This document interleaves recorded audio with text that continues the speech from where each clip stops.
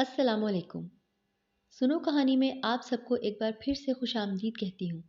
दोस्तों, अगर आप मेरे इस चैनल पर नए हैं और आपने मेरे चैनल को सब्सक्राइब नहीं किया तो बेल आइकन को दबा दीजिए।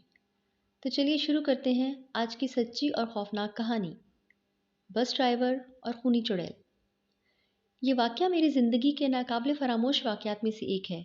ये उन दिनों की बात है जब मेरे अब्बू अचानक से हम लोगों को छोड़कर चले गए थे और पूरे घर की ज़िम्मेदारी एकदम मेरे कंधों पर आन पड़ी थी। घर में मेरी अम्मी और 2 बहनें थीं।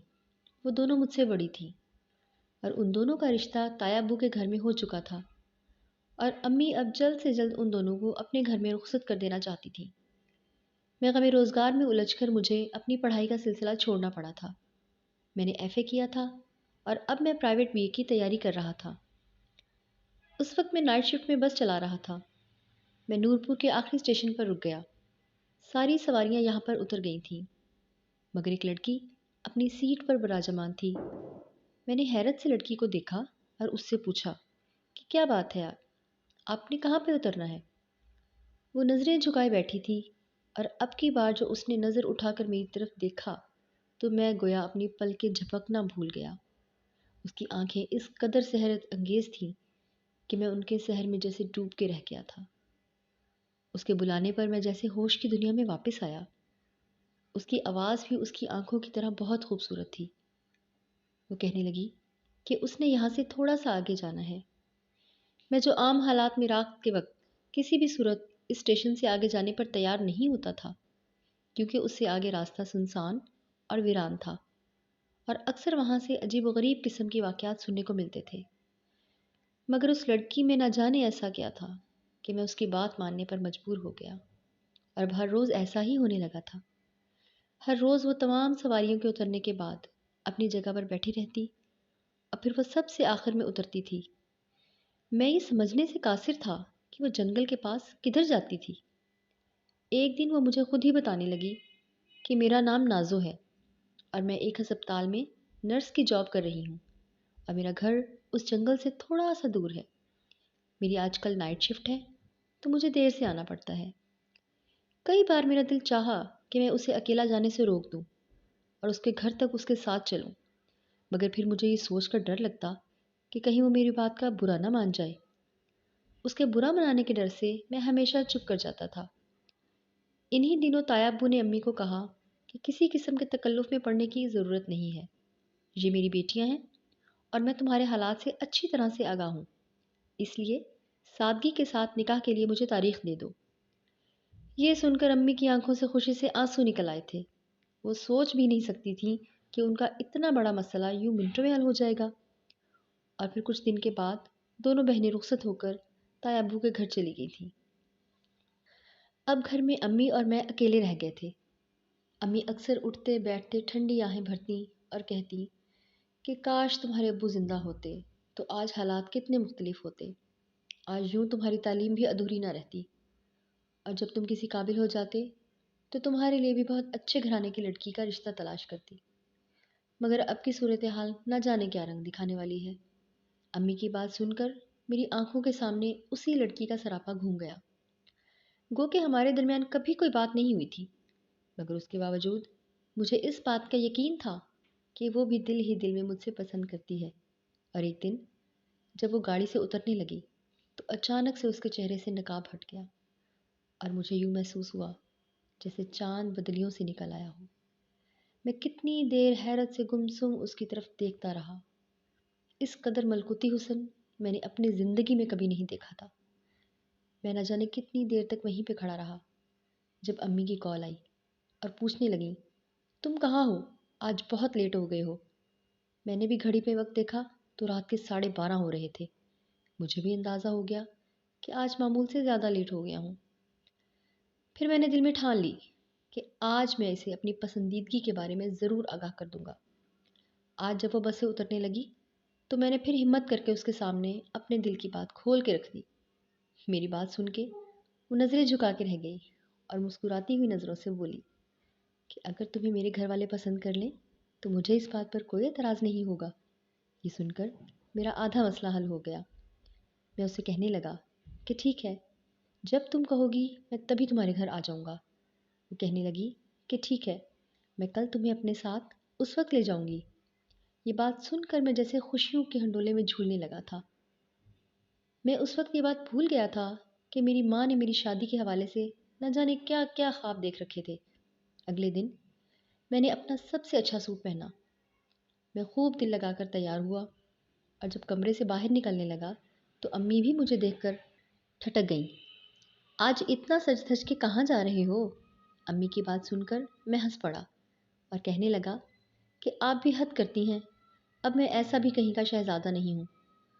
تم کسی شہزادے سے کم تو نہیں ہو، اسی لیے تو مجھے تمہاری فکر رہتی ہے۔ جب تک تم گھر پہ نہیں آتے، رات کو میں جلے پیر کی بلی کی طرح صحن میں چکراتی رہتی ہوں۔ ناشتہ کرنے کے بعد جب میں دروازے کے پاس گیا تو امی مجھے کہنے لگیں کہ رکو، ارے میری بات سن کے جانا۔ وہ کمرے سے ایک تعویذ لے کر آئیں اور میری قمیض کا بازو اوپر کر کے تعویذ باندھنے لگیں۔ یہ دیکھ کر میں جھنجھلا گیا اور کہنے لگا کہ یہ آپ کیا کر رہی ہیں؟ آپ جانتی ہیں کہ مجھے ایسی چیزیں پسند نہیں ہیں۔ مگر امی اصرار کرنے لگیں کہ یہ تمہاری حفاظت کرے گا، تم آدھی رات تک گھر سے باہر رہتے ہو اور اکثر ویران جگہ سے گزر کر آتے ہو، ایسے میں کہیں نادیدہ چیزیں انسان کے ساتھ چمٹ جاتی ہیں، ایسا نہ ہو کہ تمہیں کوئی چیز نقصان پہنچا دے۔ یہ تعویذ تمہاری حفاظت کرے گا۔ گو کہ مجھے یہ سب پسند نہیں تھا، مگر آج میرا موڈ بہت خوشگوار تھا، اس لیے مجھے کچھ بھی برا نہیں لگ رہا تھا۔ میں نے خاموشی سے وہ تعویذ اپنے بازو پہ بندھوایا اور گھر سے باہر آ گیا۔ پورا دن میں اسی بارے میں ہی سوچتا رہا کہ نہ جانے اس کے گھر والے مجھے دیکھ کر کیسے رد عمل کا اظہار کریں گے۔ اگر انہوں نے مجھے ناپسند کیا تو کیا ہوگا؟ پھر میں نے خود کو یہ سوچ کر تسلی دی کہ اگر وہ مجھے پسند کرتی ہے تو وہ اپنے گھر والوں کو بھی میرے لیے منا لے گی۔ آج ایسے لگ رہا تھا جیسے دن گزرنے کا نام ہی نہیں لے رہا تھا۔ خدا خدا کر کے شام ہوئی اور رات کا اندھیرا ہر سو پھیل گیا، اور وہ وقت بھی آ گیا جس کا مجھے انتظار تھا۔ میں نور پور کے آخری اسٹیشن تک پہنچ گیا تھا۔ سب سواریوں کو اتارنے کے بعد میں نے بس کو آگے کی جانب بڑھا دیا تھا اور پھر اس لڑکی کی میت میں چلتے ہوئے میں جنگل کی حدود میں داخل ہو گیا۔ جنگل کی تاریکی نے میرا استقبال کیا اور اس قدر اندھیرے میں چلنا میرے لیے مشکل ہو رہا تھا۔ میں نے موبائل کی ٹارچ آن کی تو وہ جلدی سے گھبرا کے بولی کہ اس کو بند کر دو۔ اس کی بات پر میں ہنس پڑا اور کہنے لگا کہ اگر اس کو بند کر دیا تو اندھیرے میں چلنا مشکل ہو جائے گا۔ اب وہ میرے پیچھے چلنے لگی۔ مجھے اس بات پر حیرت تو ہوئی، مگر میں خاموش ہو گیا۔ تھوڑی دور چلنے کے بعد جنگل کا سلسلہ ختم ہو گیا تھا اور اب ایک ویران راستہ سامنے تھا، اور وہیں پر ایک گھر تھا۔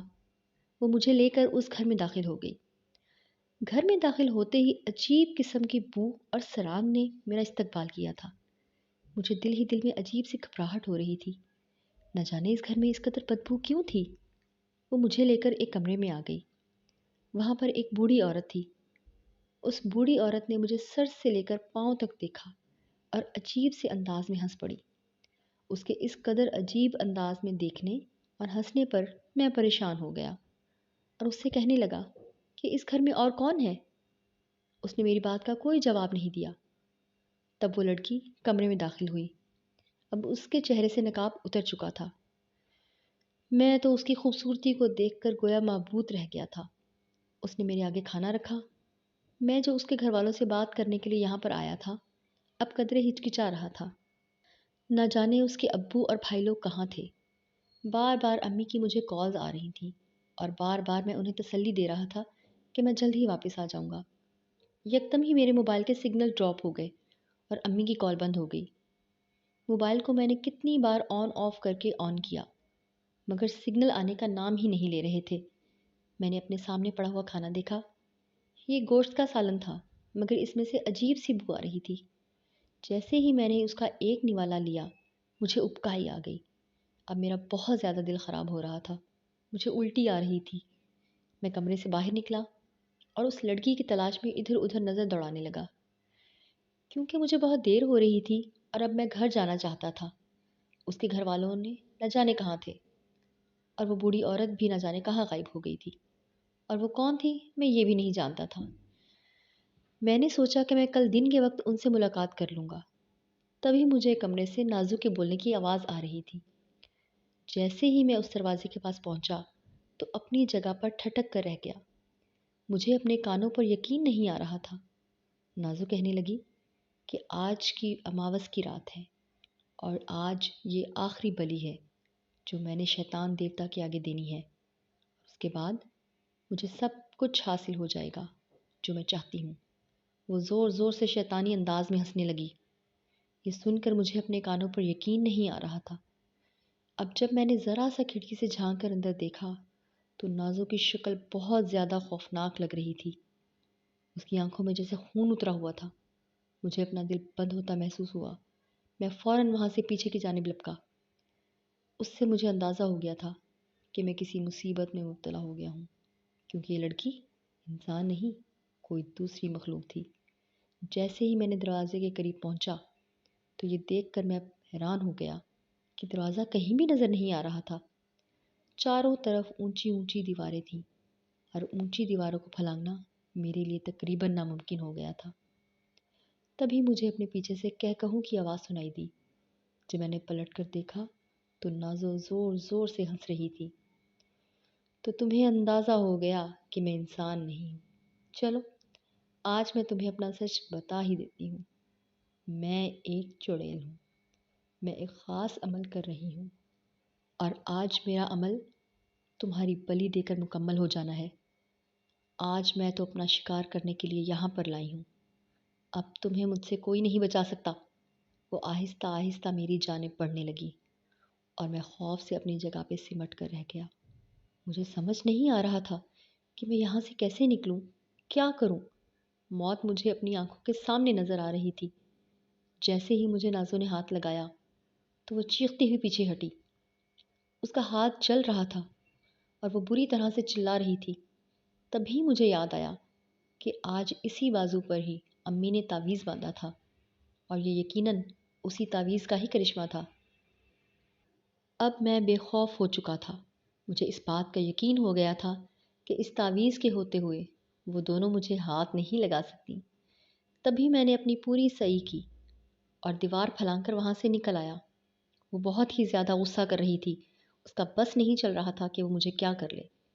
مجھے اپنے پیچھے ان دونوں کے چیخنے چلانے کی آوازیں سنائی دے رہی تھیں، مگر میں پیچھے دیکھے بغیر بھاگتا جا رہا تھا اور جنگل کے باہر کھڑی بس میں سوار ہو گیا اور جلدی سے گھر کی طرف چل پڑا۔ جب میں گھر آیا تو بخار سے بری طرح سے تپ رہا تھا۔ کتنے دن تک مجھے بخار رہا اور جس دن میری طبیعت سنبھلی تو میں ابو کے ایک دوست کے پاس آیا۔ وہ ایک عامل تھے۔ انہیں میں نے اپنا سارا مسئلہ بتایا تو یہ سن کر وہ آنکھیں بند کر کے کچھ پڑھنے لگے۔